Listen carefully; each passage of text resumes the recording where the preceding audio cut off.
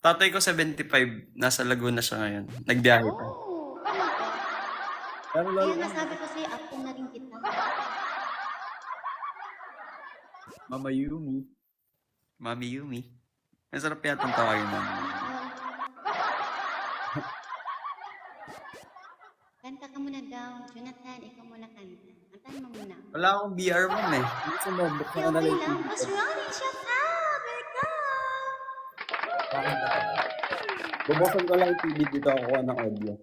Kasi kahit wala kang BA or sounds dyan, concert, magaling yung boses mo. Yan ako nagsimula eh. Makanta-kanta ko Hindi naman ako bibili ng BR. May video ako sa taas mo.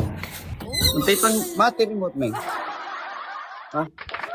Meron ng video ako kasi nabili ko pa sa kapatid.